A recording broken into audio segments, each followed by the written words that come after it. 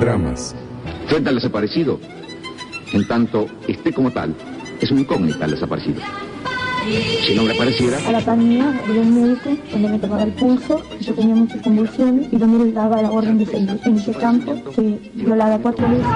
¡Que están vivos, que están muertos! ¿Por qué no nos dicen? Si quieren venir, que vengan, les presentaremos batalla. Solo el pueblo debe juzgar lo que el pueblo votó. Dramas. Señores jueces, nunca Con la más. democracia se come. Hemos tenido que adoptar una medida transitoria de limitación a la extracción de dinero en efectivo. Que la Constitución Nacional me confiere como presidente de la Nación, he declarado el estado de sitio en todo el territorio nacional para asegurar la ley y el orden del país. El 30 de abril de 1977. Vengo a pedir perdón del Estado Nacional por la vergüenza de haber callado durante 20 años de democracia. Un matrimonio entre hombre y hombre distorsiona la imagen de lo que es la verdadera familia. Queremos al hombre y a la mujer, porque Dios creó al hombre y a la mujer, no creó a Adán y Eva. No quedarnos ni con odios, ni rencores, ni querer revanchas, sino qué más podemos hacer. Dramas. Hablamos de derechos humanos.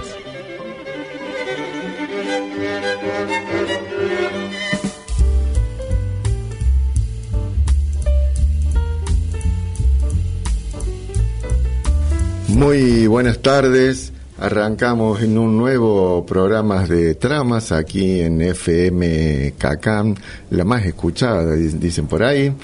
En este viernes fresco, aquí en San Fernando del Valle de Catamarca, nos invadió, no sé si el invierno o el otoño. Estamos así, pasamos de 30 y pico a 15 grados, a 12 grados. Buenas tardes, Alba. Buenas tardes, Leo. ¿Cómo estamos? Buenas tardes, compañeros. ¿Cómo andan en este día hermoso? Y a la querida audiencia que nos están tomando atención, suponemos. Buenas tardes, querida oyentada de Tramas. Buenas tardes, Albi. Buenas tardes, Robert. Y bueno, y buenas tardes a nuestra invitada especial también. Sí, vamos a presentar en el próximo bloque, pero bueno, ya que estamos. Sí, ya que buenas tardes, Celia Sarkis. Estamos con la escritora, poeta, un largo trayecto, porque dice que trayectoria tiene las balas, sino trayecto en las letras. Eso es porque la cantidad de años, ¿no? Bueno, es experiencia. Es acumulativo. Es experiencia. Bueno, algunas cosas que están pasando, que vienen pasando en nuestra Catamarca, en nuestro país. Un video que apareció ayer, ¿no? De una agresión a una persona de un pueblo originario, de ahí de las Peñas Negras, en Belén, que fue atacado, violentado, ¿no? Bueno, no sé el contexto, digamos bien, no sé cuál es el contexto jurídico, incluso se parecería que había una orden judicial para movilizar o para sacar gente que estaba ahí. En el video se ve, no sé, como 10 policías, todos uniformados, con esos trajes, ¿no?, para reprimir, y una sola persona que tendría 80 años, de esta comunidad, que trata de impedir a estos policías que avancen, ¿no? Lo empujan, lo golpean con los escudos. Félix Escalante se llamaría esta persona. Me pareció, por un lado, digamos, lo inmediato, ¿no?, innecesario eso, digamos. Pensemos en dónde está este lugar, Peñas Negras. Sí, pocos deben saber dónde está ubicado. Claro. Ahí en medio de la nada, de los cerros, estos policías empujando y golpeando, ¿no? Parece, digamos, uno está acostumbrado a esa escena en ámbitos urbanos, ¿no? Eso lo ve en Buenos Aires, y ahí ve el protocolo Bullrich y todos estos policías que estarán haciendo su trabajo, estarán recibiendo órdenes, digamos, no sé hasta dónde, ¿no? Digamos, por esto de la obediencia debida, no sé hasta dónde llega, pero digo, ¿qué necesidad de golpear de esa manera? Digamos, como el análisis, digamos, inmediato sobre el hecho en sí. Después, capaz que vos estabas por decir, Albita, bueno, ¿qué es lo que hay detrás de eso, no? Digamos, o sea, ¿por qué se da, qué hacía esa persona de 80 años tratando de defender qué y por qué una orden judicial y estos policías tratando de desalojar a esta persona o más que no se veían ahí en el video? Mira, ¿no? tengo entendido que en la puna de Belén, que es al norte, donde está toda la zona de Laguna Blanca, también tenés zonas como Aguas Calientes y ahí está Peñas Negras. Entiendo que hay una parte de la población que se escinde porque unos aceptan medianamente la exploración de esa zona, que es la elevado, claro, minera, ¿no? sí, se explora y después, ¿no es cierto? Sí. Digamos que ya estamos todos explorados, ¿no? Entonces, Elevado Gold es la empresa, sí, y sus brazos armados siempre son la policía, el ejército, claro, que se sucede en todos los lugares que las empresas internacionales han querido entrar a un determinado lugar, por supuesto con los previos permisos que les dan los gobiernos, es decir, no tenemos que ser inocentes. Y hasta donde yo vi el video, sí es una persona que es agredida en pos de que quería defender el territorio, pero después vi otro video donde amablemente 2 policías estaban conversando con parte de la comunidad. Así que, bueno, eso... Bueno, se definirá en la justicia qué es lo que sucede, pero ya sabemos, la policía siempre en Andalgalá también sucede lo mismo. Es decir, nosotros somos ricos y estamos empobrecidos, pero somos ricos también en la manera de pensar una gran parte de la población que la vida es el agua y nos están contaminando, así que esa es mi apreciación. Sí, bueno, ¿no? Este desafío, digamos, de poder entender y de poder avanzar, ¿no? Por un lado, la necesidad de tener, de mejorar la economía, de mejorar los servicios en estos lugares, digamos. Recién, no hace muchos años, digamos, toda esta parte, digamos, de Laguna Blanca, El Peñón, antes no tenían ni electricidad, digamos, había un aparato, un generador que lo prendían a las 7 de la tarde hasta las 12 o algo así, y era el momento en que había electricidad, el resto del día no había, digamos. Por un lado, digamos, la explotación minera permitiría por ahí el desarrollo de estas comunidades, que tengan una mejor vida, un nivel mejor, digamos, de vida en cuanto a esto. Bueno, tener electricidad todo el día, tener calefacción, tener buenas rutas, o que haya rutas, capaz, no sé, ahí donde es las Peñas Negras, capaz que ni ruta hay, ¿no? Como hay mucho en nuestro norte de Catamarca. Y por otro lado, bueno, la degradación del ambiente, la degradación de territorios que tienen una significación particular para esas comunidades también. O sea, no es solamente una montaña, no es solamente una piedra, no es solamente un valle, sino, bueno, ahí hay un significado, digamos, es como si decimos, bueno, vamos a destruir un edificio. ¿Cuál? No sé, ese que está rosado frente a la plaza. Es un edificio, en definitiva. Pero no, bueno, tiene un significado para una parte de la comunidad o para una buena parte de la comunidad, entonces no se lo busca proteger, o habría muchas voces para proteger ese edificio, porque no es solamente el edificio, sino lo que significa.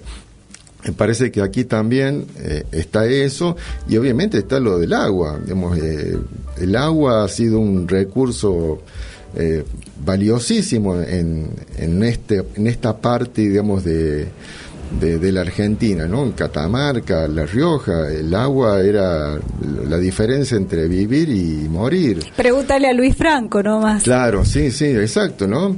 Bueno, y todo lo que las recopilaciones, las investigaciones, Adán Quiroga, ¿no? Digamos, el sapo como símbolo, digamos, de agua, Suri, la chacana, bueno, todo eso, digamos, había una simbología en todos los pueblos nuestros originarios que hacían referencia a ese bien o ese elemento agua como la diferencia entre la vida y la muerte. No es que era cualquier cosa, no es que, digamos, era algo que siempre iba a estar.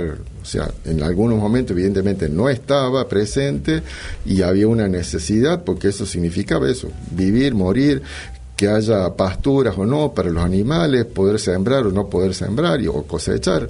Me parece que hay una cosa que por ahí no se está valorando, o no se está valorando en la suficiente dimensión en que lo entienden estas personas que están en estos lugares, que para los que vivimos en la ciudad uno dice, bueno, no importa, es una montaña, o sea, que ¿cuál es el problema?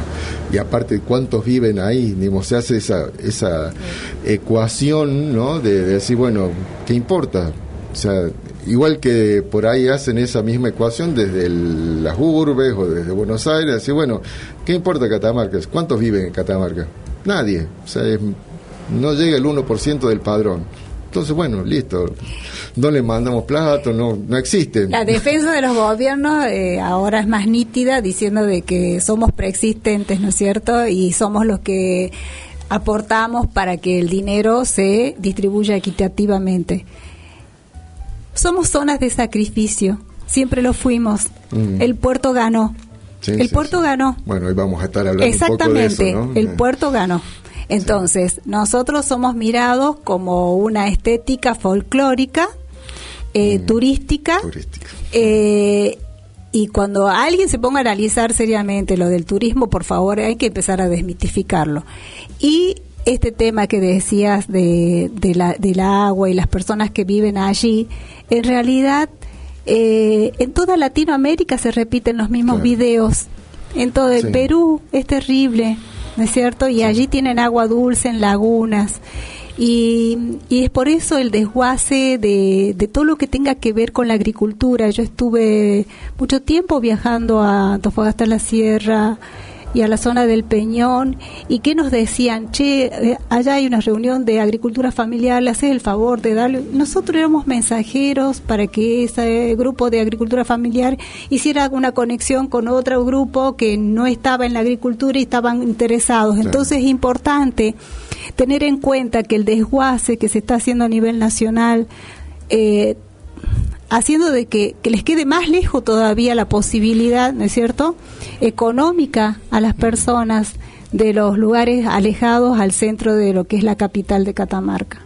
Sí, y de poder incidir en las políticas y en las decisiones, ¿no? Digamos, porque en definitiva de eso se trata.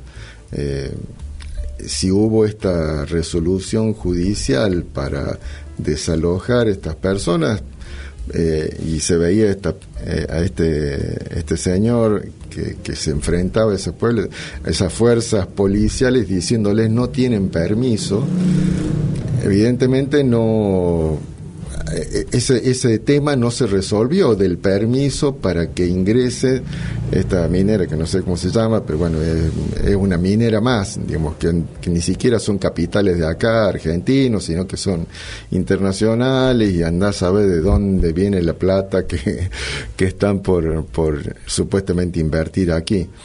Son las mismas que hacen lobby a nivel internacional y provocan golpes de Estado, ya no con los militares, pero sí golpes blancos o blandos, como se dice, es decir, son la causa, claro, son la causa de nuestras desgracias, ¿no? Sí. Bueno, me parece que digamos que ojalá si se investigue, se dilucide las responsabilidades y se empiecen a cumplir incluso las normas legales que hay en el país. O sea, hay en la Constitución está el convenio del OIT, digamos, que hace necesario legalmente, digamos, el permiso de una comunidad para que pueda alguien ingresar en esos lugares a hacer una explotación. Parece que hay también, ¿no?, una mirada para otro lado, digamos, o se saltean las leyes, o ver cómo las disfrazamos para evitar cumplir las normas que existen en nuestro país. Ahora con el DNU el tema pasa de que se ha liberado todo, entonces el tema de extranjerización de las tierras es muy importante, ¿no es cierto? Cuando uno viaja a la Patagonia se visibiliza perfectamente el tema ese. Sí, acá es dueño no sé cuántas hectáreas, un hindú, el otro, y así te van diciendo, ¿no? Hay lugares que son turísticos, digamos, y no son propiedad de la gente de allí, la propiedad es de un extranjero. Claro. Sí. Bueno, lo pasó con Lewis, con el Lago Escondido. Lewis directamente no te deja entrar, en otros al menos te dejan pasar. Te dejan pasar a sacar fotos. Y capaz que te cobran un peaje así para entrar, la entrada al parque del indio, no sé, del indio hindú, no por el indio de acá. Otra noticia o algo que me llamó la atención, que me parecía interesante, habló el intendente de la capital, Gustavo Sadi. Le hicieron una entrevista en un programa de la tarde en Radio Valle Viejo y me resultó interesante, digamos, porque es una de las segundas voces, digamos, que hay. La otra que yo, por lo menos lo que yo escuché, digamos, fuerte, digamos, enfrentado el gobierno nacional, fue la de la senadora Lucía Corpazzi. Y, digamos, lo del intendente me pareció, digamos, interesante. Digamos, lo que está diciendo, que en esa parte no es lo que vamos a escuchar, pero lo que está diciendo es que ha hecho un reclamo administrativo al gobierno nacional por los dineros que está dejando de recibir el municipio para las obras que venía ejecutando. Digamos, no podemos dejar de mirar toda la transformación en obra pública que ha habido en la capital, digamos, plazas, calles, iluminación, servicios de agua, de cloaca. Siempre podemos decir que falta, y evidentemente siempre va a faltar, digamos, porque aparte la ciudad va creciendo, pero tampoco se puede cerrar los ojos y decir que eso no existió. Entonces me parece interesante esto, digamos, porque no es dinero que deja de recibir el municipio, sino es dinero que deja de recibir la gente, o sea, nosotros, los que vivimos en la ciudad, los que viven en cada uno de los barrios, y que les impide tener una mejor, digamos, calidad de vida. Entonces, por lo menos lo que ha declarado el intendente es que bueno, que está haciendo un reclamo administrativo y que si ese reclamo no tiene una respuesta, va a interceder un reclamo judicial. Me parece, bueno, digamos, en el sentido de alguien que tiene la responsabilidad de dar una respuesta a sus votantes, parece lo que tiene que hacer, digamos, o lo que debería hacer cualquiera que tiene una responsabilidad frente a gente que lo votó. Ahí escuchamos un poquito de lo que decía el doctor Gustavo Sadi. Ahora, de la noche para la mañana, y sin avisarte, te quitan recursos todos los días. Todos los días. O sea, obras públicas, comedores, los remedios para los pacientes oncológicos. El presidente dice que estamos en un estado criminal. Criminal es no mandarle los remedios a esos pacientes. Y el gobierno de la provincia está haciendo un gran esfuerzo. El gobierno de la provincia está subsidiando parte del transporte, tiene que subsidiar el PONI, tiene que subsidiar el transporte escolar gratuito, tiene que ver cómo continúan las obras, tiene que dar aumento cuando al gobierno de la provincia también le han quitado infinidad de recursos. ¿Qué es lo que va a pasar?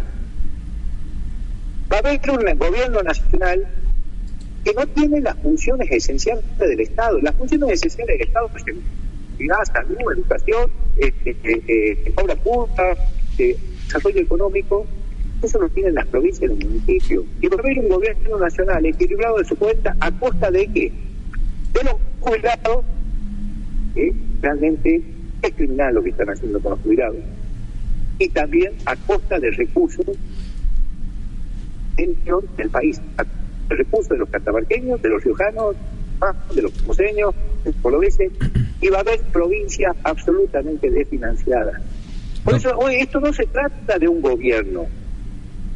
Acá debería haber un acuerdo político de todos los representantes, sean radicales, peronistas, del PRO, incluso de la Libertad Avanza, y que podamos confiar que estos son recursos de los catamarqueños. Estos son recursos de los catamarqueños. La verdad que para sacar ventajas políticas ante semejante situación de crisis que está viviendo el país. La verdad que es lamentable. Por ahí escuchar que se pelean si la vicepresidenta me saludó de lejos, y si no me saludó, y si me llamó, si no me llamó. La verdad que con la situación que hoy está atravesando, hoy tuve reuniones con comerciantes, bueno, el aumento de tarifas. Si hubiera consumo, quizás pueden aumentar o pueden pagar esas tarifas que le están llegando, pero a carnicerías, pequeños comercios, carnicerías, heladerías, etcétera, van a tener que cerrar.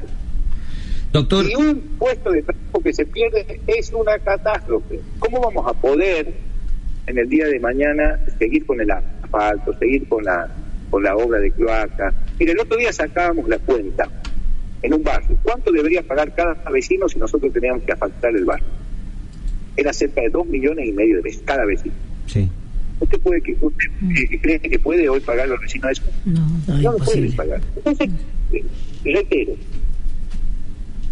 gobiernan con un Excel, piensan que resolviendo el equilibrio, entiendo que la macroeconomía tiene que resolverse, pero hay que mirar un poquito más allá. Yo soy partidario de la educación pública de calidad. Podemos discutir si es de calidad o no, de cómo se invierte, eso se puede discutir tranquilamente, pero lo que no se puede discutir es que los niños tienen que estar en la escuela, tienen que estar aprendiendo, tienen que estar jugándose, y los jóvenes tienen que estar capacitándose. Bien, ahí escuchábamos entonces al doctor Gustavo Saadi, el intendente de aquí de la capital, que creo que tocó casi todos los temas, ¿no? Digamos, no solamente obra pública, sino también los despidos, los remedios. Cada empleo que se pierde es una catástrofe. Y sí, es una familia... ¿Cuánta verdad, no? Exacto, sí. Sí, digamos, para esa familia es un problema terrible, porque no es que, digamos, perdió ese empleo y sale de ahí y se cruce de calle y ya tiene otro empleo de nuevo. Exacto. O sea, la situación esta es compleja, y perder realmente el trabajo significa una desazón y no tener, digamos, futuro, porque no sabes cuándo vas a poder volver a tener un trabajo, tener un ingreso, a tener una perspectiva hacia adelante, digamos. Si tiene que alquilar, digamos, si tenés hijos en edad escolar, tenés familiares a cargo, o sea, eso, ¿no? De cuando se lleva todo a números y se deja de tener la dimensión humana, ¿no? Digamos, esto de que no importa, digamos, listo, nos juntamos todo este dinero, nos ahorramos, entre comillas, todo este dinero, entonces tenemos este ajuste fiscal, que bueno, decía ahí el doctor hablando así los números se llevan perfectamente. Claro, si uno piensa a nivel número, dice, bueno, yo gasto 2.000, no voy a gastar 1.000 y listo, pero detrás de esos 1.000 hay familias, hay niños, hay personas mayores, hay remedios que necesitan, hay un alimento y todo lo demás. Hay vidas humanas, ¿no? Hay vidas humanas. Entonces, digamos, cuando los números adquieren otra dimensión, pero bueno, sentados en un escritorio, sí, a espaldas de la gente, a espaldas del Congreso. Es muy fácil, tachamos los 2.000, ponemos 1.000 y listo, solucionamos, que estoy un genio para resolver los problemas económicos. Exacto, ¿no? Esta me parece, bueno, y también lo de la educación, ¿no? Que salió un diputado nacional diciendo, bueno, que es potestad de los padres definir si el hijo va a la escuela o va a trabajar. Eso es brutal. Eso lo decía el doctor cuando empezó, que es criminal, ¿no? Digamos, esto es un retroceso. Es un gran retroceso. Es un retroceso en todos los sentidos, porque, digamos, esta potestad ya no existe. Digamos, hoy se reconocen a las infancias como sujetos de derecho, no como cosas que uno decide qué es lo que hacen o no. Pero ellos sin empacho, porque son de la oligarquía más rancia, y la primera palabra que dijo antes de que se vaya a trabajar al taller con su papá, dijo estancia. Claro. Dijo la palabra estancia. Ellos tienen clarito de su de dónde vienen, del origen que vienen y dónde están parados, la tienen re claro. Yo creo que es hora de que la dirigencia que se dice que están en el campo popular también comiencen a definirse, por favor. ¿Sí? Más allá del origen, pero si abrazaste la bandera de la liberación, ¿sí? Exacto. Entonces es necesario que por favor te enfrentes a los oligarcas que sin empacho mandan a que los niños trabajen, porque siguen trabajando, porque los niños siguen trabajando en la yerba mate sobre todo. Exacto. Y están contaminados de veneno. También los tabiqueros que hacen ladrillos, los que hacen, digamos, ladrillos acá, por acá cerca. Sí. Digamos, lo que pasa es que el noreste es mucho más, digamos, pero también está aquí cerquita y no hace falta irse tan lejos. Sí, Leo, perdón, lo que quería decir es que se rompe la estructuración de la sociedad misma.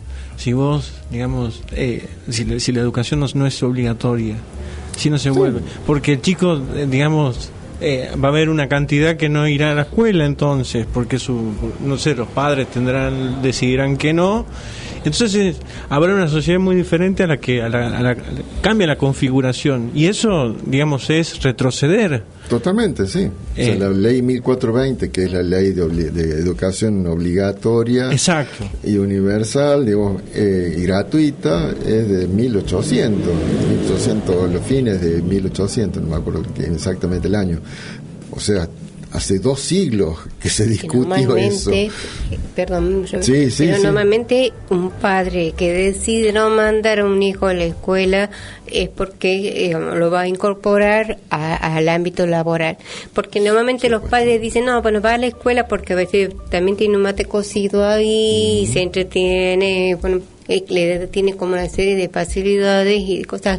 Al mismo padre le significa una tranquilidad, que durante cantidad de horas el hijo está en la escuela y puede salir a trabajar. Sí. El padre que decide no mandar a un hijo a la escuela no es porque, bueno, no va a ir, sino que estamos hablando automáticamente de que lo quiere incorporar a las changas, a la cosecha o al trabajo que haga. Sí. Y en ese punto de vista no estamos hablando de dos cosas, o sea, estamos hablando de el retroceso del derecho de la educación, pero automáticamente estamos hablando de trabajo infantil. Sí, totalmente. Y una cosa más que también que me parece que es el problema quizás de fondo, que es en cómo dejamos o una parte de la sociedad o una gran parte de la sociedad dejó de pensar que la educación es algo que apunta a la superación de la familia, ¿no? Esto de que, bueno, estudia para que puedas tener mejores probabilidades de tener un mejor trabajo, o digamos lo aspiracional. Sí, parecería que eso dejó de ser un valor. Me parece que hay un deterioro social que permite que este individuo diga esto y no haya gente tirándole basura en la cabeza o en la casa o algo, digamos, y todo, ¿no? Digamos, porque todo lo que viene diciendo este grupo de libertarios, ayer escuchado en un debate en el Congreso, un diputado hablando de un cuento, pero con un argumento porno directamente, ¿no? Digamos, ¿cómo llegamos a eso? A permitirnos y a que esta persona sea capaz de decirlo y que no piense que va a tener consecuencias eso, ¿no?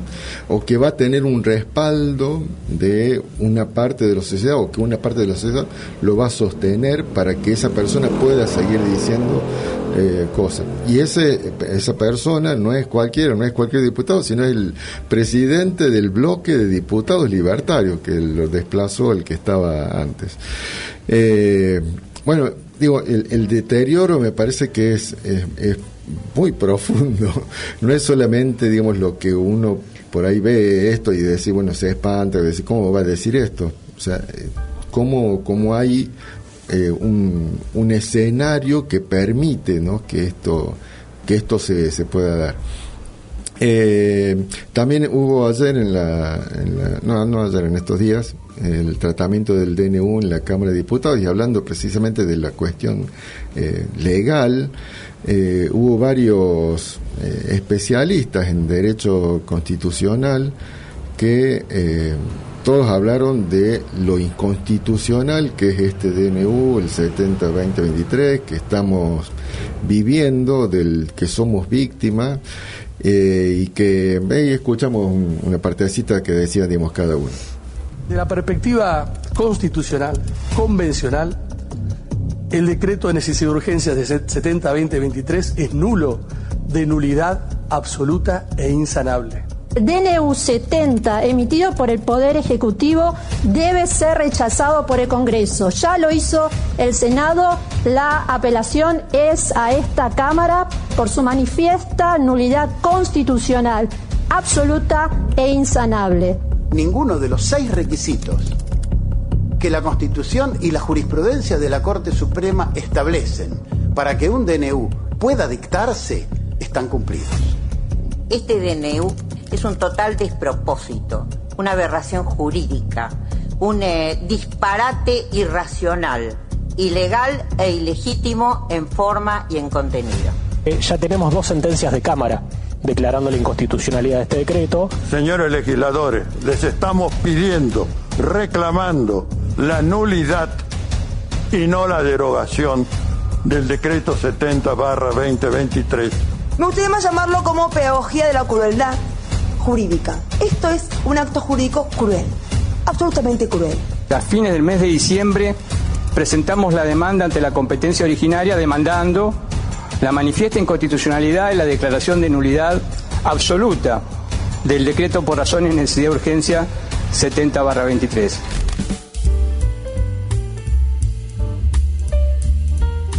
Bien, ahí escuchamos a Andrés Gil Domínguez, María Laura Clericó, Pablo Luis Manili, Beatriz Rajlan, Mauricio Benevente, Eduardo Barcesat, Marisa Herrera, Raúl Gustavo Ferreira, todos abogados con doctorados en Derecho Constitucional, docentes de la UBA y de otras universidades, diciendo la inconstitucionalidad de este DNU y además pidiendo la nulidad, no la derogación, digamos, porque la derogación implicaría que de ahora en más, digamos, ese DNU dejaría de tener efectos.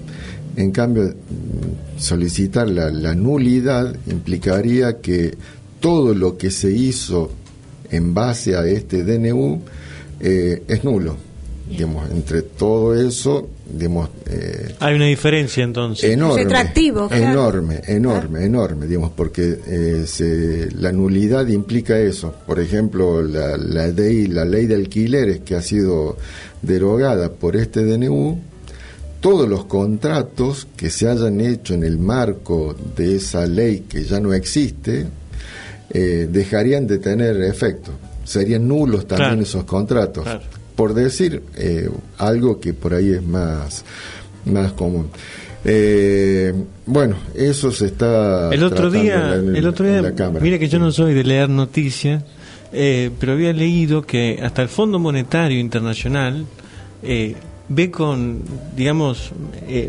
malos ojos el ajuste que se está haciendo sobre la Argentina. Sí, yo no pero no sé, pero hasta los no sé, de verdad, en serio, lo decían ahí, ¿no? Sí. Yo lo dice que está bien, pero que que no debería ser tan malo. Digo, pero ¿En qué quedamos entonces? Digamos, hasta los mismos es prensa. Es prensa. Sí. FMI, diplomacia, claro, está perfecto. Sí, porque ya a Macri le dieron la deuda que tenemos. Exacto, es decir, pero ellos ni se fijaron de buenitos. No hablo, digamos, no lo justifico bajo ningún punto de vista, pero digo, debe ser brutal lo que están haciendo, porque si hasta los mismos lo advierten, claro. Entonces dicen, paren la mano.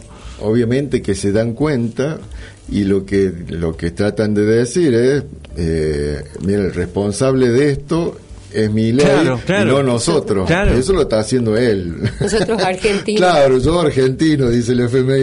Claro. A nosotros nos parece que no, pero bueno, ustedes ven qué hacen. Sí. Claro, de alguna manera se lavan las manos. Claro, que debe ser, debe ser digamos, de alguna manera. Nosotros somos buenos, el malo es Milei. Claro, bueno. Hacemos la primera pausa y ya volvemos con nuestra invitada Celia Sarquís para hablar de este combate de Pozo de Vargas.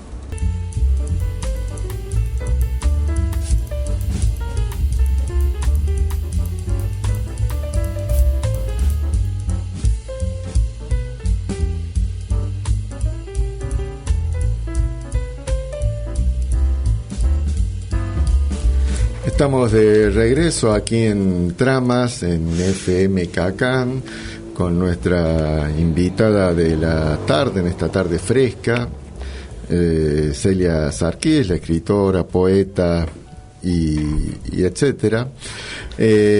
Para hablar de este combate de Pozo de Vargas, que hace unos días cumplió un aniversario que ocurrió el 10 de abril de 1867, ¿no? Estamos en la segunda mitad del 1800. Nuestra Argentina no existe como Argentina, se viene debatiendo en cómo sería la mejor forma. Toda la gesta sanmartiniana ya había finalizado. San Martín había sido expulsado, se había ido para salvar su vida a Francia. El Chacho Peñalosa ya había sido asesinado. Urquiza se había rendido a Mitre en Pavón. Entonces esta búsqueda de la forma que iba a tener nuestro país en este enfrentamiento, ¿no?, entre lo que era el puerto o el porteñocentrismo, digamos, lo que es Buenos Aires respecto del interior, de esos 13 ranchos que decía Rosas. Se daba, digamos, en este momento, digamos, llega creo que a su punto máximo. Esto también, mientras ocurría esto dentro del país, estábamos en guerra. Nuestro país estaba participando, siendo uno de los contendientes de la guerra de la Triple Alianza, de Argentina, Uruguay y Brasil contra Paraguay, contra ese proyecto emancipador que tenía, digamos, Paraguay en ese momento. Y ahí se da esta batalla, digamos, de Pozo de Vargas, en la que se enfrenta nuestro compartido con La Rioja, Felipe Varela, en ese momento coronel de la Nación, que se enfrenta contra las fuerzas mitristas, las fuerzas del puerto, las fuerzas de Buenos Aires, al mando del santiagueño de Santiago del Estero, Antonio Taboada. Creo que no sé si ha sido la batalla más cruenta, más sangrienta, digamos, de aquellas épocas. Hablan de 4.000, 5.000 personas enfrentándose con las fuerzas, digamos, de Mitre, con fusiles Sharp, que eran unos fusiles, digamos, nuevos que había comprado Sarmiento en Estados Unidos, y con esos venían armadas las fuerzas de Taboada, contra Felipe Varela, que era facón, lanza, y tenía así dos cañones, creo, los bocones que decía. ¿Cómo estuviste vos investigando todo esto, Celia? ¿Cómo lo viste o cómo lo interpretaste, digamos, también, no? Bueno, fue un proceso largo de ir tomando dimensión, ¿no? La idea de poder ir reconstruyendo la historia, conociendo, investigando y poder encontrar, es como abstraer de alguna forma, porque uno dice, bueno, tiene tanta información, tantos cifras, tantas personas, pero de golpe comienzas a achicar toda esa información para abstraerla, para poder encontrar como un concepto, digamos, de lo que significó Felipe Varela, por un lado, y bueno, dentro de la vida de Felipe Varela, la batalla del Pozo de Vargas.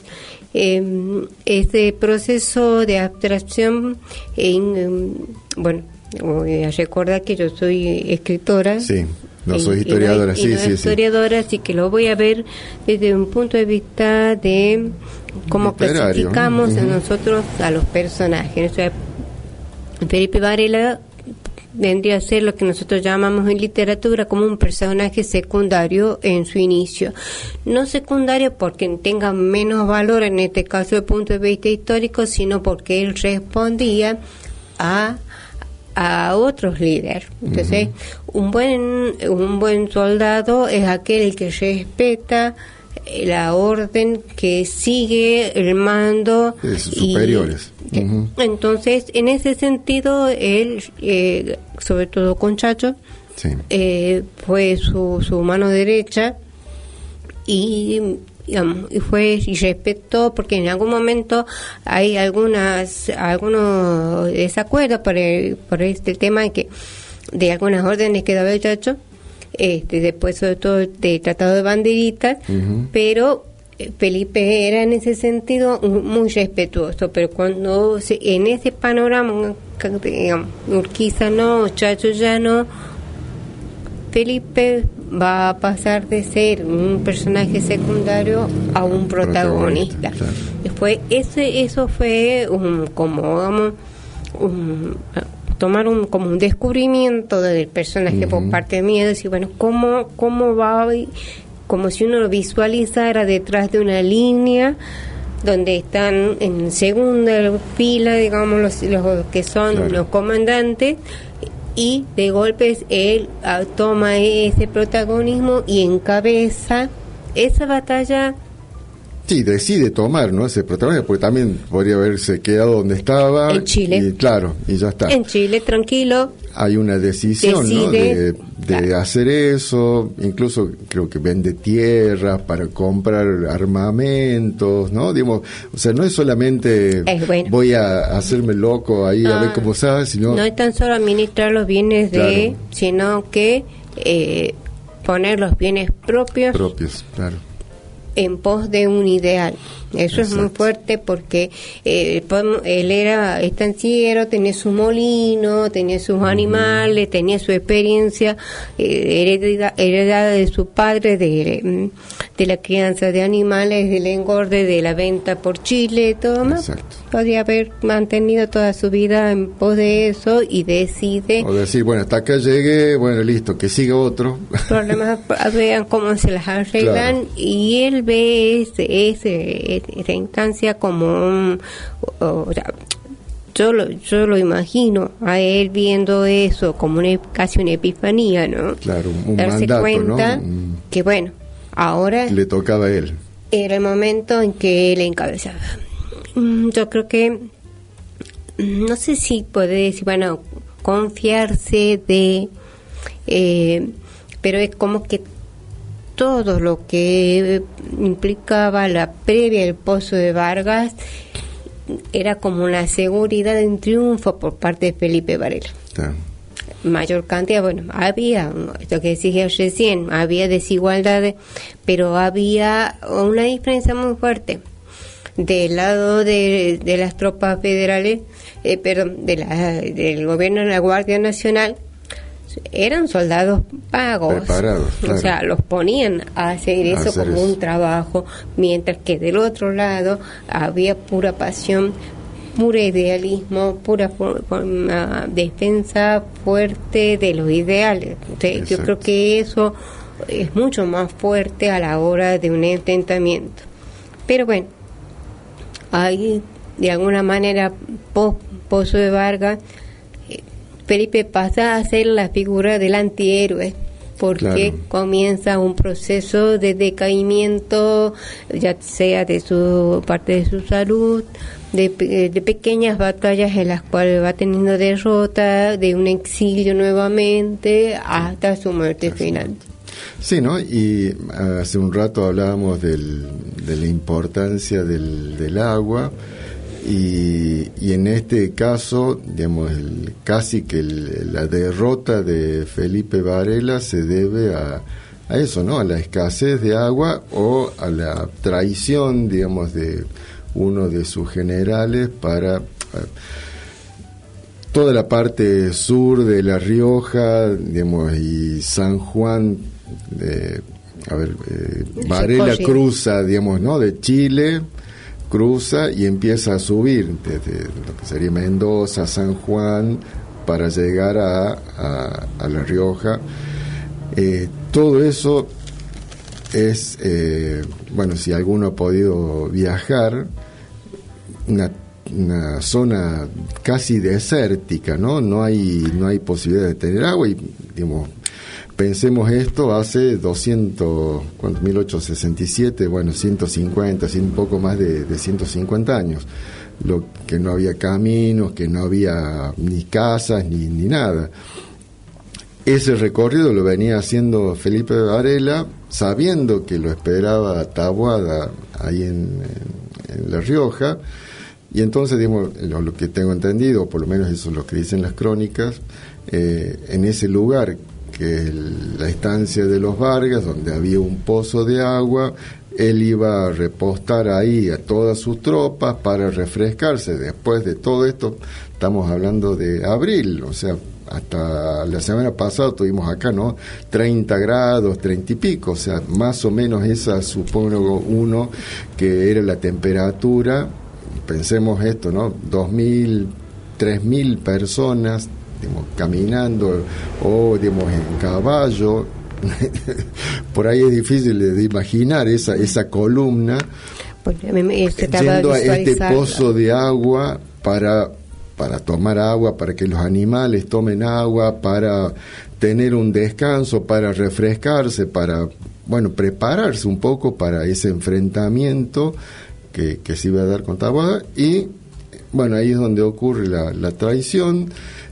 Ese pozo estaba seco, no tenía nada de agua, y eso, digamos, genera una, bueno,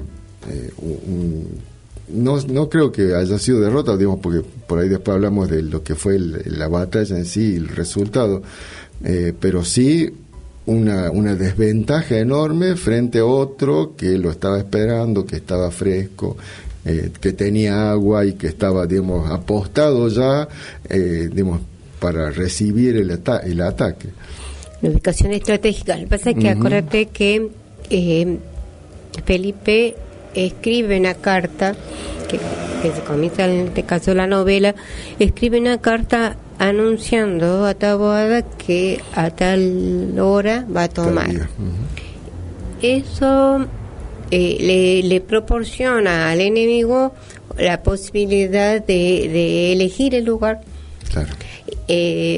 Y viene a ser una desventaja muy grande a la hora, porque si él hubiese atacado como atacaban generalmente, que había sorpresa, por eso te decía recién, hay como una confianza por parte de él de que va a tener un triunfo, y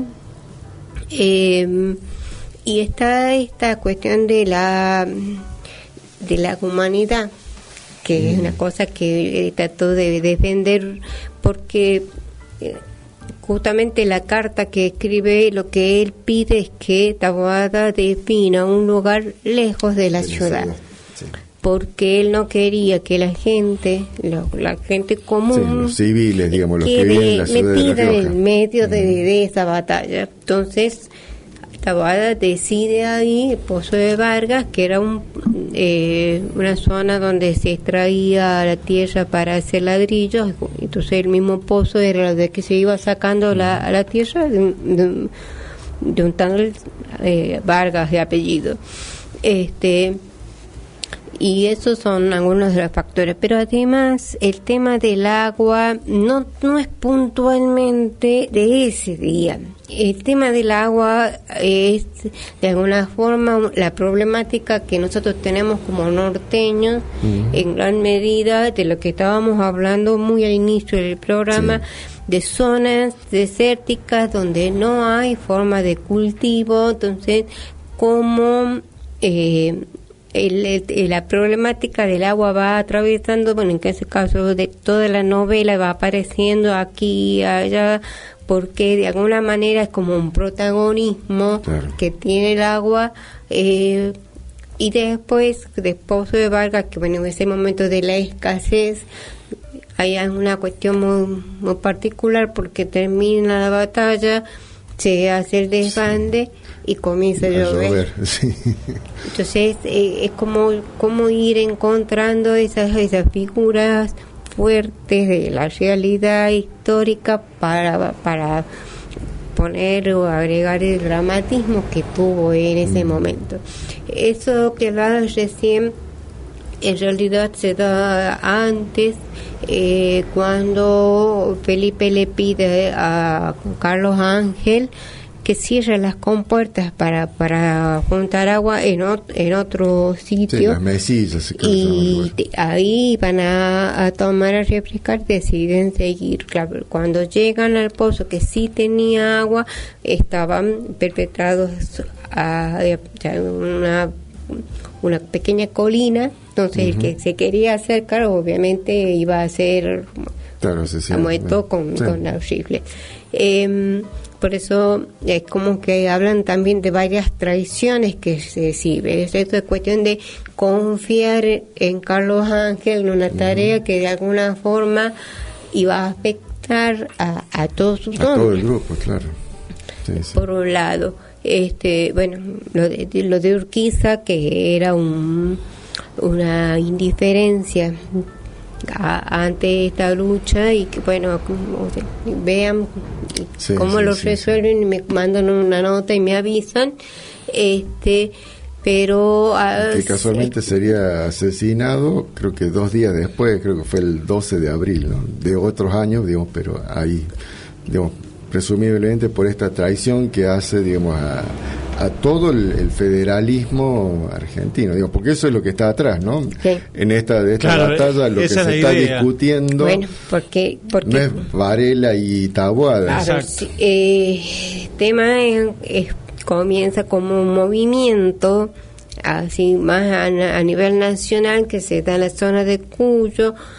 Cuando Felipe se entera de eso, ve que es el momento oportuno para volver a intentar hacia el cruce. Entonces venía la revolución de los Colorados, que estaba tomando Mendoza, San Juan, San Luis, que en algún momento se da vuelta, pero bueno, en un momento que ustedes piensen que la comunicación nuestra ahora es instantánea, pero en ese momento la comunicación llegaba mucho tiempo después. Entonces él sale al frente, comienza a hacer lo que vendría a ser una técnica como de tenaza para llegar al puerto. Pero bueno, este brazo de Cuyo se cae, pero lo importante detrás de esta historia es cómo, y vuelvo a remitir lo que estábamos hablando hace rato, cómo las distintas provincias comienzan a unirse para una revolución en común, en contra de un gobierno nacional que ponía en estado de agonía, de quitarle todos los recursos, ya sea a través de la ley de aduana, a través del manejo de los impuestos y todo lo demás. Me suena ese escenario, no sé a qué me hace acordar. Un gobierno nacional ahogando a las provincias. Vos hablabas recién de las noticias nacionales y a mí me van haciendo flashback con todas estas cuestiones y cómo seguimos en un círculo vicioso de alguna manera, porque nosotros, un intendente de es que nosotros tenemos recursos propios, bueno, y que ha logrado aprovechar un montón de cosas acá a nivel de ciudad de San Fernando de Valle de Catamarca, tenga que reclamar judicialmente algo que le corresponde. No es algo que el gobierno nacional nos está dando como dádiva, sino que nos corresponde. Claro. Sí. Bueno, eso venimos desde esa época. Desde esa época y venimos en la misma, ¿no? Bueno, hay esta batalla ahí se da entonces en Vargas o en Pozo de Vargas, donde se enfrenta esto, ¿no? Estas provincias o este caudillo federal que buscaba esto, ¿no? La distribución equitativa, digamos, de lo que en ese momento era el puerto de Buenos Aires, lo que ingresaba, el dinero que ingresaba a través de la aduana, que eso se reparta si es que iba a ser un país, porque si no, cada provincia era un país y listo, ya está, digamos, no discutamos más nada.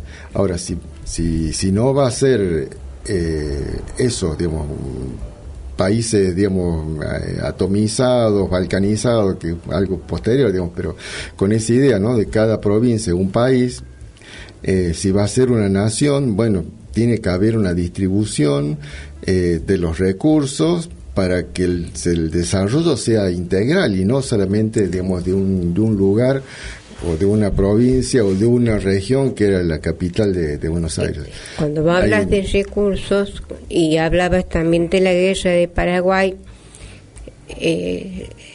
nosotros digamos, como obligados, como conformábamos el país a participar de eso. Entonces cuando fue justamente el disparador de la revolución de las Colorado, era reclutar más hombres para continuar con la batalla, el enfrentamiento de la guerra del Paraguay. Y llegó un punto en que los llevaban grillados porque ya no querían ir.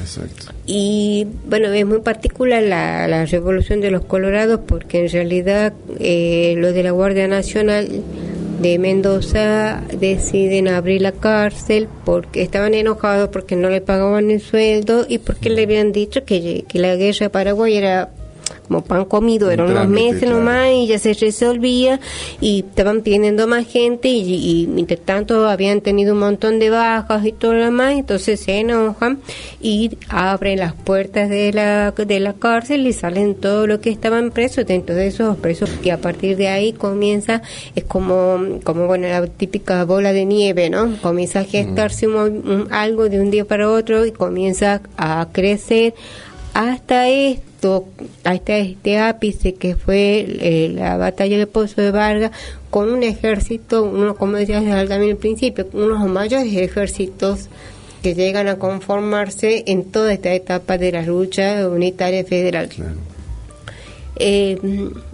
Yo a veces decía, ¿qué hubiera pasado si hubiera ganado? Hubiera habido agua. Claro. Sí, ¿no? ¿Qué hubiese pasado si Felipe Varela no hubiese mandado la carta? ¿Qué hubiese pasado si...? Porque incluso... Felipe Varela dice, no me acuerdo si fue en el manifiesto, que dice otra cosa hubiera sido con armas iguales, ¿no? Creo que, digamos, en ese escrito, que es una propuesta política, ese escrito de Varela, ¿no?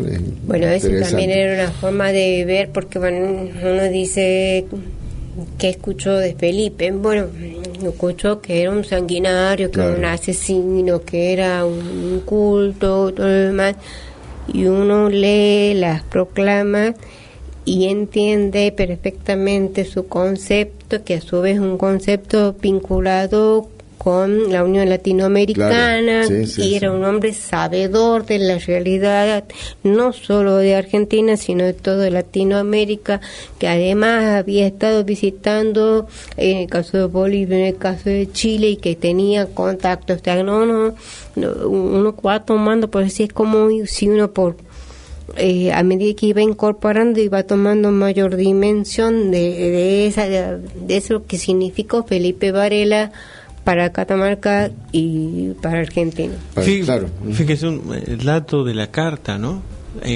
Abre, digamos, el abanico a interpretar y a pensar el personaje de Felipe, ¿no? Cómo es como persona, porque él mismo dice que no quiere luchar en contra de esto de la samba, ¿no? Uh-huh. Que va ya llegamos a la samba. Ya llegamos ahí, ¿no? Pero fíjate que a contraposición de lo que era esa propaganda, lo verdadero, lo que realmente sucede, que está en la carta, es lo contrario.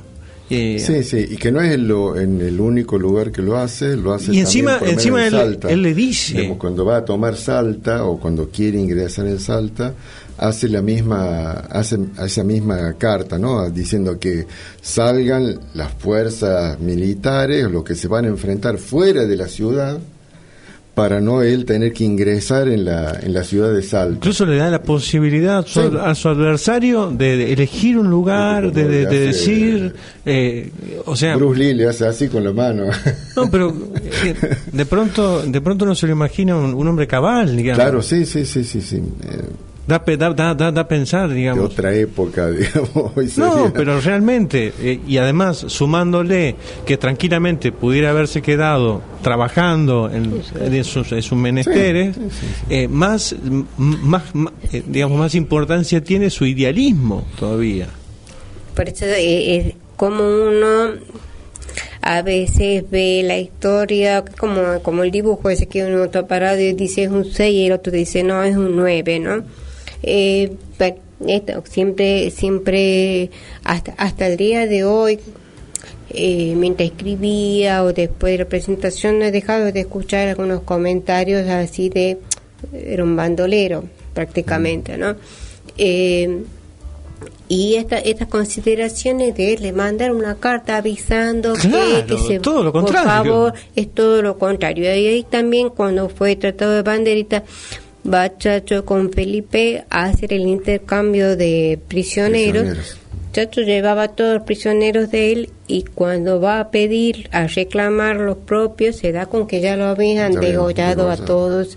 Entonces uno va viendo cómo a veces no quedarse con esta información que manejaban, en este caso los diarios, o la información local, la historia oficial. Incluso yo les cuento que también muy al inicio tuve acceso a un libro que se llama La batalla de Pozo de Vargas, que está escrito antes del revisionismo. Y es muy interesante, más acá que me sirvió como formación porque toda la descripción de dónde era el lugar, cómo se habían acomodado todos, cómo fue, pero casi pues genera bronca leerlo por la forma en que dice, bueno, o sea, cómo fue dominado el enemigo, en ese caso el enemigo era Felipe Varela, y cómo hablaba de cómo minimizar una fuerza que tenía un carácter federal, ¿no? Porque él finalmente, incluso latinoamericano, porque junto con Felipe Varela venían un montón de chilenos, que no venían pagados, venían a defender esa visión, ese ideal de la unidad latinoamericana. En un momento a la noche, cuando están descansando, estaba leyendo a Dualde y Ortega. Dice que se fueron todos los chilenos. El mejor libro que se fueron los chilenos directamente porque gente de Taboada les dijo, váyanse porque acá va a haber una masacre y tuvieron miedo y se fueron. Eso es lo que relatan, ¿no? Es decir, se despierta al otro día con muy poca gente. Ciento y algo. Sí, 180 personas. Digamos, esto es posterior a la batalla. Sí. ¿No? Digamos, eso logra rehacerlo, vuelve a ubicarse en San Juan, comienzan a llegar porque bueno, a ver, uno también dice, porque la batalla dura tantas horas en la oscuridad, uno ya no sabe de dónde viene la bala, si la bala el que está a la par es amigo o es compañero o es enemigo. Es una cosa como un estado de confusión muy grande, pero creo que Felipe recién toma dimensión al día siguiente, porque bueno, ve que quedan muy pocos, vuelve a San Juan, vuelve a rearmarse, vuelve a intentar, y por eso digo, comienza con la figura del antihéroe, que es aquel que va en un estado de decadencia, es que un intento, bueno, hasta su paso por Bolivia, que en realidad, Antofagasta, que en ese momento formaba parte de Bolivia, en pleno invierno, sí, esa persecución, me acuerdo de haberlo leído, creo que está ahí en el además la carta que él escribe a su señora, ya cercano a la muerte, diciendo que lo perdonen, que él no tiene nada para dar. Sí. Él, que era un proveedor, que era, digamos, que se había comprometido ante ella y los hijos de acompañar, desde darles alimento y cuidado, no tenía nada para ofrecer. Me parece muy, muy doloroso. Sí, terrible, ese desgarrador, ese momento. Además, ponemos con esto la cuestión del carácter humano, porque en realidad si hubiese sido un bandido, bueno, o sea, si los hijos no tienen que comer, problemas son de los hijos, importa. Que la mujer se encargue, ya detrás de sus cartas, detrás de sus proclamas, se ve perfectamente la humanidad de Felipe Varela. Bueno, ahí como para seguir, me parece interesante lo del tema de la samba, porque la samba es como lo que encontró el mitrismo o el porteñocentrismo, precisamente para instalar esto que estabas diciendo, ¿no? Lo del bandido, y también lo de que fue vencido por la música o por las artes, o que fue vencido porque, bueno, a ver, la leyenda, por ponerle algún nombre, dice que estaban en plena batalla las fuerzas de Varela contra las de Taboada. Las fuerzas de Varela estaban venciendo, o sea, los santiagueños, que no eran santiagueños, eran, digamos, mercenarios, digamos, parte de este ejército mitrista, estaban siendo vencidos, y en ese momento Taboada manda a hacer tocar esta samba, y eso les da así como superpoderes, como si hubieran dado espinaca a los Popeyes, y estos fuerzas mitristas, al escuchar esta música, digamos, sacan fuerza de no sé dónde, y entonces logran vencer a Felipe Varela, ¿no? Pero tú sabes que además de no usarlo en la novela, eso, tengo mis serias dudas. O sea, hay muchas cosas de la historia, esto que les decíamos recién, para uno era un sanguinario, para otro no, podría haber hecho esto, hizo lo otro, cómo se fue, cómo se iba mostrando dos caras de lo que él era y hacía.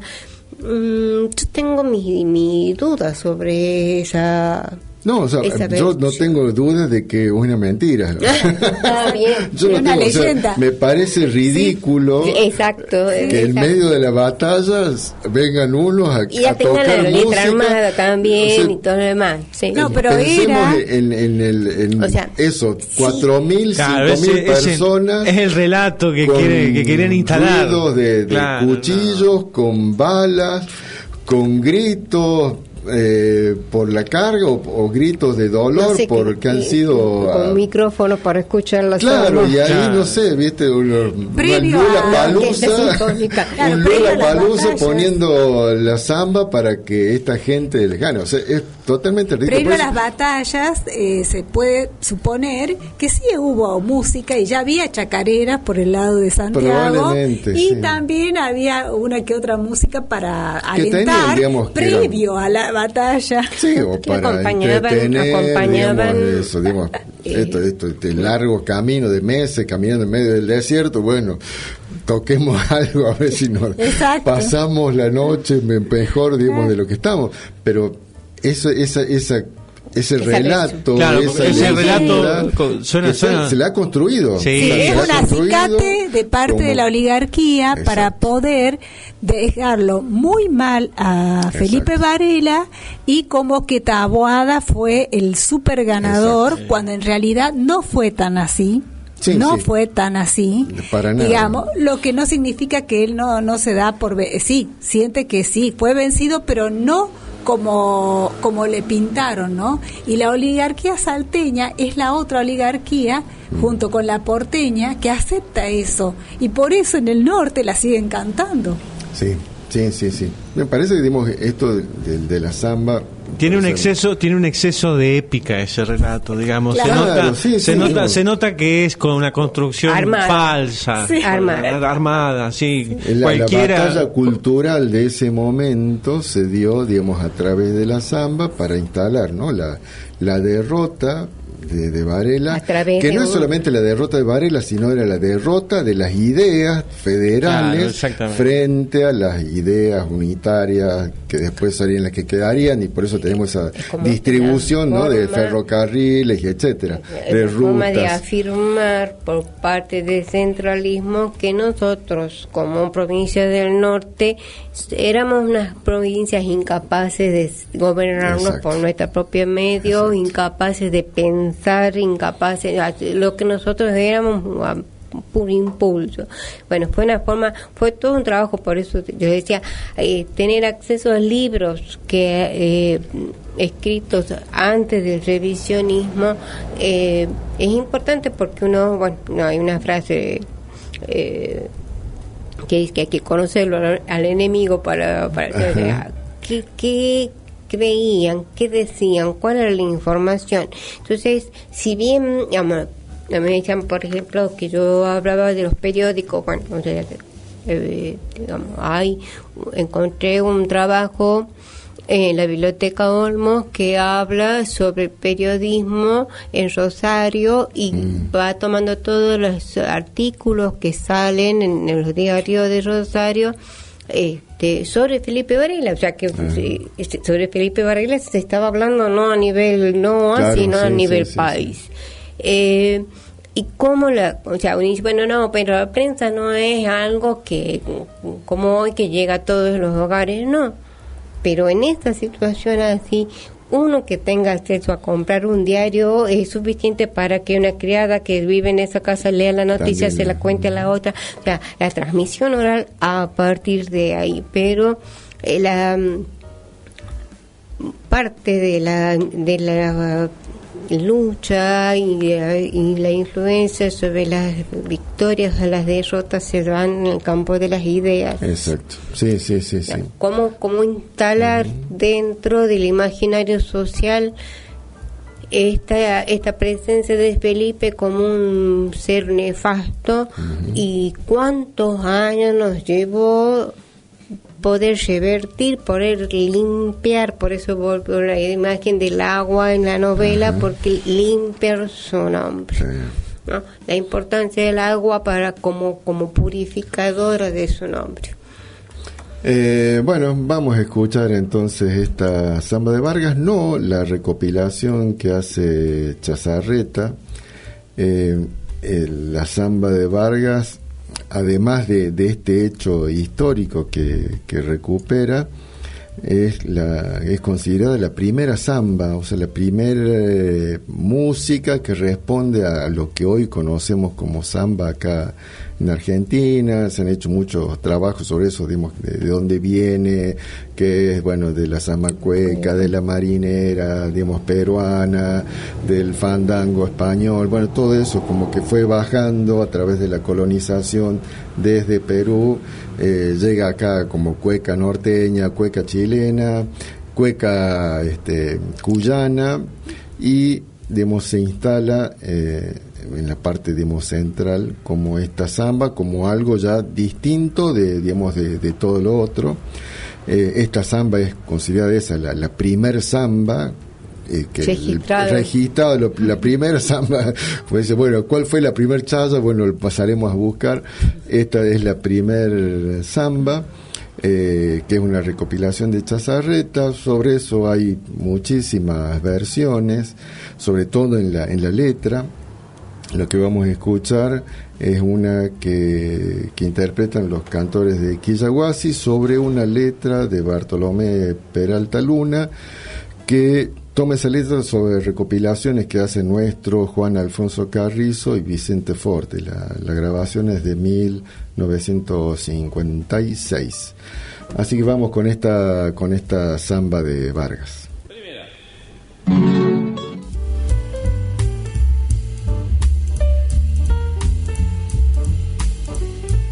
Bien, estamos de regreso aquí en Tramas en este viernes 12 de abril, hablando con la escritora, poeta Celia Sarquís de esta batalla de Pozo de Vargas, donde más allá de que, bueno, en las crónicas en realidad no certifican de que Felipe Varela fue vencido totalmente, al retirarse él del campo de batalla, parecido de lo que pasó con Urquiza y Mitre en Pavón.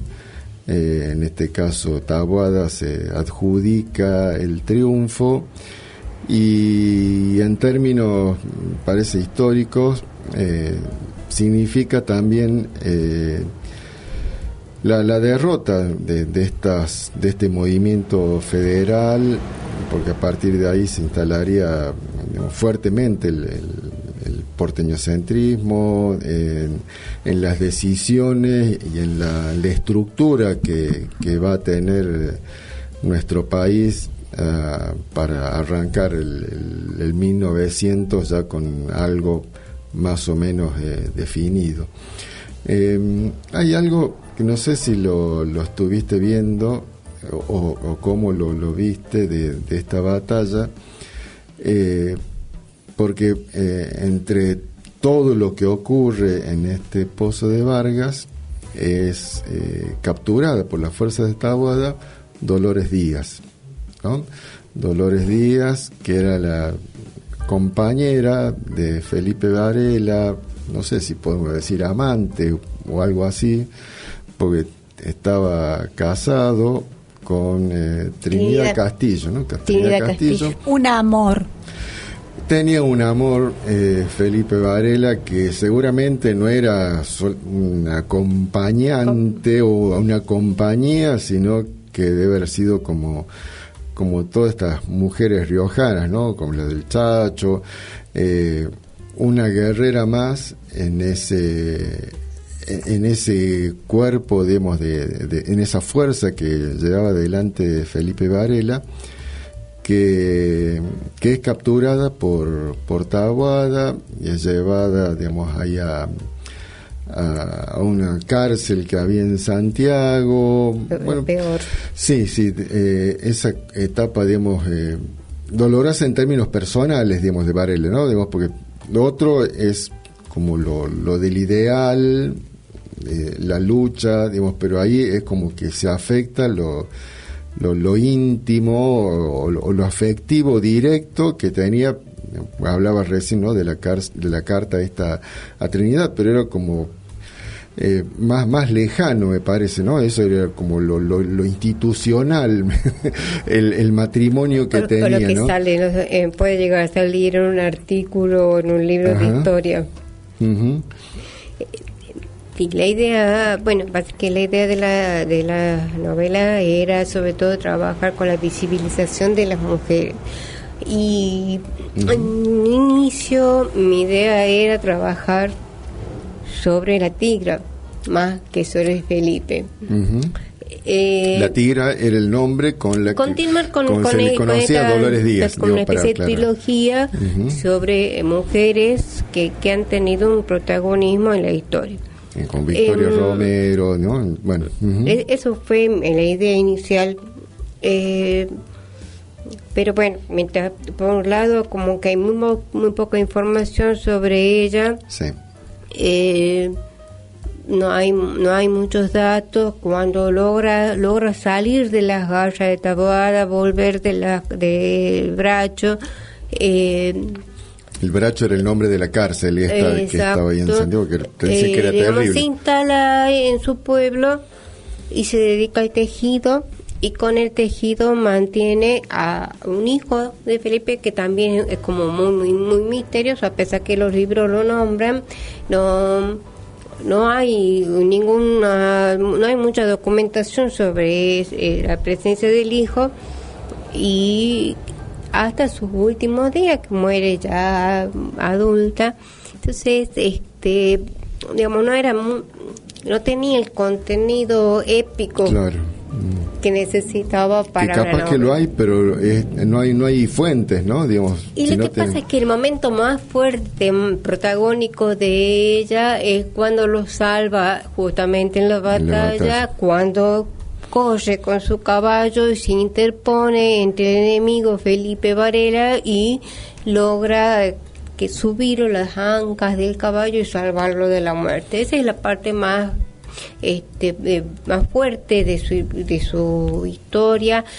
Bueno, obviamente que a medida que iba descubriendo cómo esto que decía uno, no tan solo era el hecho de poder ser un amor o un acompañante, sino que de alguna manera transformaba en su mano derecha, porque esto que hablábamos de las traiciones, ya jamás Felipe Varela se podría haber imaginado que un comandante que había jurado, claro, que había puesto su palabra y su honor, podría llegar a traicionarlo. Cuando la palabra tenía valor. Suficiente. En esa época era suficiente. Y incluso vean la historia, la que negocia el retorno de Carlos Ángel a La Rioja con, digamos, ya el perdón de Taboada, era su mujer. Pero bueno, andaba con esa temática de que, bueno, mi idea era seguir con la visibilización de las mujeres, pero de alguna forma, digamos, ir conociendo sobre Felipe, dije, bueno, tiene que ser contado. Salvo cuando llego a la segunda parte del libro, donde sí, ya las mujeres comienzan a tener sus propias voces independientes, que aparece la esposa Trinidad, que aparece Tigra, porque bueno, la idea era escuchar esas voces, ¿no? Que comienza a transformar, llega una parte como una especie de polifonía, donde, digamos, los que quedan como personajes que los rodean a Felipe pueden hablar sobre completar lo que sigue con esa segunda parte. Pero bueno, obviamente que el apodo de Tigra no venía de arriba. Claro. No había ningún lugar a duda, y haber sobrevivido a esa cárcel, que era lo más inhumano que podía existir, también implica su fortaleza y la forma en que ella cría a sus hijos, incluso esa de cargar en ese momento con el vínculo, en el caso de Trinidad, que los hijos lleven el apellido de Varela, era un estigma. O sea, claro, era un estigma, claro, era como tratar de tapar eso, mancha, ¿no? Porque bueno, implicaba un riesgo de vida de forma permanente, no había ningún lugar a duda.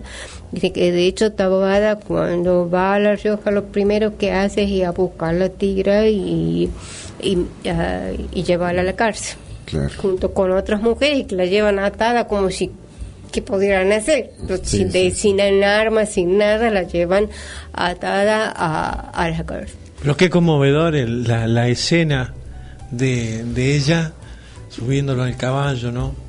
Y llevando y rescatándolo. Eso me parece súper conmovedor, sobre todo de parte de esto de compañera, ¿no? De un igual. Sí, de jugarse la vida, ¿no? Es una especie de sargento Cabral, digamos, de Felipe Varela, ¿no? Claro. Es que uno dice, bueno, en los libros de historia que uno ha leído y todo más, bueno, por ahí nombraban la presencia de las mujeres, y yo, por ejemplo, toda mi vida de estudiante, para mí las mujeres que acompañaban cumplían dos funciones: cocinar y curar. Claro. Entonces esa para mí eran las tareas y las formas que había visto la presencia de las mujeres en todo lo que era las luchas intestinas que hemos sufrido como país. Sin embargo, al comenzar a investigar, vemos que no es tan solo el rol de cuidadoras, que es el rol que le permitían a las mujeres de esa época. Piensen ustedes que en el caso de las otras mujeres de Catamarca, ya de por ahí hasta de mayor peso familiar, social, no le permitían una participación social en casi ninguno de los ámbitos, pero sí la sociedad de beneficencia. Por ejemplo, en el lugar donde las mujeres, sin embargo, tenemos a Catamarca como le dan a la sociedad de beneficencia la tarea de la construcción del hospital, la administración de los dineros para construir el hospital. Entonces, esto que la mujer quedaba recluida, el ámbito del hogar, el ámbito de los cuidados, de cocinar, limpiar, curar si alguien, obviamente había detrás de eso, es como muy difícil comenzar a sacar a luz eso. Entonces comienzo a ver en los roles que formaban parte como espías, a llevar información falsa, a investigar y hasta el frente de la lucha, no, claro, a poner el cuerpo y luchar. Claro. Incluso leí hace poco también la historia de la mujer que de alguna manera se venga de la muerte del Chacho, y una historia que normalmente no aparece en los libros de historia tradicional, ¿no? Esta cuestión de cómo, los roles, esto de salvarlo a él con el cabello, no es tan solo un hecho concreto, es un hecho simbólico. Claro, la mujer poniendo el cuerpo, interfiriendo, poniéndose en medio del enemigo que ya llega a defenderlo, a salvarlo, es un hecho simbólico. La forma de la presencia de la mujer, no tan solo para que coman y tareas de cuidado. Sí, bueno, yo también en algún momento me puse a investigar mucho, o tratar de investigar de Dolores Vidías, pero no encontré nada, o muy poco ahí, digamos, de la vida, incluso, digamos, después de la vuelta, ¿no?, de la cárcel, es como que se diluye ahí en la historia y deja de aparecer y no se sabe nada más que se murió. El testamento, donde aparece, donde está la tumba y cosas así, pero se diluye, no hay más nada. No también, ¿no?, es simbólico respecto de cómo la historia o cómo la sociedad toma este rol, ¿no?, de la mujer, digamos, cómo lo invisibiliza hasta casi, digamos, desaparecerlo, ¿no? Y fíjense ustedes lo que pasa con la revolución de las polleras, que en los diarios únicamente dice dos cosas. Una dice, un grupo de mujeres encendió unos chispazos. O sea, reducir toda una revolución, toda una toma de poder a unos chispazos, como si estuviesen tirado unos chiquibum. Una cañita voladora. Punto. Y la otra es que dice que Omir fue corrido vergonzosamente. O sea, si hubiese sido corrido por otro hombre, no hubiera sido vergonzoso. Era, como dicen morir. Exacto. Pero que lo corrieron las mujeres era un deshonor.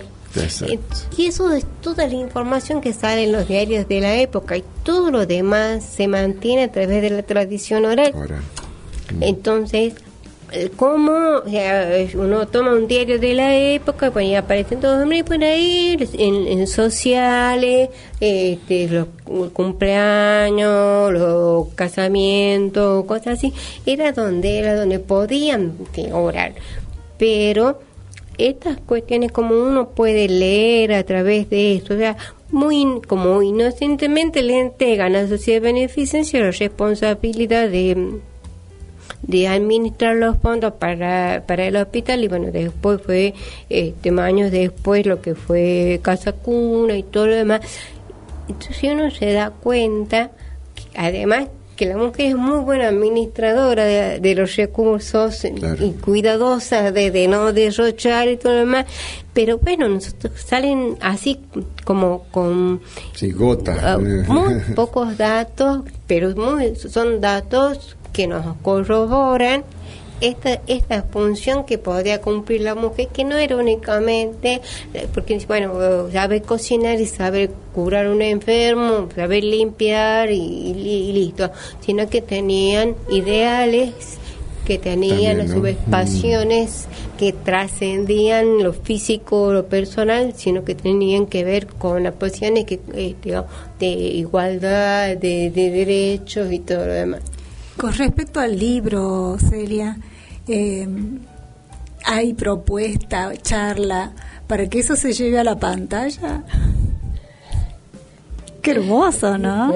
Sería hermoso poder, claro que ahora estamos en pésima situación, sí, no es el mejor pero bueno, soñar es soñar. Yo pienso que a medida que va pasando el tiempo, cada vez vamos teniendo más visibilización. De hecho, muchos historiadores nacionales conocidos están poniendo hincapié en esta presencia de las mujeres en la historia, porque comienzan a arrastrar, pero bueno, lo que yo les planteaba en ese momento de que, bueno, vengo de la escritura y no de la historia, es que las fuentes de primera mano son reducidas, salvo que encontremos cartas en algún momento, salvo que encontremos algún documento, ya están ahí, ya han sido vistos y mirados, y entonces lo que están haciendo los historiadores es como una lupa encontrar entre líneas cosas de las cuales se sujetan para poder rescatar esta historia de las mujeres. Porque en realidad, como en el norte, las batallas, sabemos ya las mujeres, ¿no es cierto? Macacha Güemes, bueno, porque como decías recién, como una parte de la sociedad, al tener una otra manera de vida, digamos, estar bien posicionada, han podido hacer esto de espías y qué sé yo, pero también con las criadas, como se decía en aquella época. Pero en Catamarca es la primera, ¿no es cierto?, que viene a destacarse, digamos, a través de la novela, porque algo se sabía, pero nadie le había puesto, salvo a las calles, ¿no es cierto?, nombres de Eulalia nada más, sí, digamos. Pero acá en Catamarca de verdad desconozco yo otra mujer que se haya destacado que no sea en esos ámbitos de la política, ¿no? Porque eso es un ámbito político, claro, sí, netamente. Sí sabemos quizás de escritoras, pero de esto no desconozco. ¿Vos sabés algo más de alguien? Bueno, yo he investigado algo de otras provincias y por ejemplo, hace muy poco leía la historia, no me voy a acordar en este momento, pero país África, de una mujer que era en realidad su hermano, era el emperador, pero a su hermano le gustaba andar viajando por un lado para el otro y tenía la cabeza en otras cosas. Entonces finalmente la que se hizo cargo de dirigir y conducir el país fue su hermana, ¿no? Y lo administró. No se llamaba Karina. ¿No? Pero esas cosas, por ejemplo, son cosas que van saliendo o por lo menos se van divulgando, porque se sabían. Empiezan a conocer. Pero el que tenía acceso a ese conocimiento era muy reducido. Entonces ahora comienzan a abrirse, a divulgarse, y yo la veo a la gente que le gusta compartir esas historias de mujeres, ¿no? De golpe se sienten como que un acto de justicia, sí, ¿no? Un acto de justicia que aparezcan, porque no es que no han estado, no se las ha nombrado. Claro, es distinto. Bueno, llegamos hasta aquí con este trama de este viernes. Muchísimas gracias, Celia, por esta visita. Celia. Siempre están abiertas las puertas de esta radio para lo que quieras comunicar o hablar o proponer. Y nosotros nos reencontramos el próximo viernes. Muchas gracias, Celia, y bueno, me sigo desburrando. Gracias y hasta la próxima. Gracias a ustedes. Chao, chao.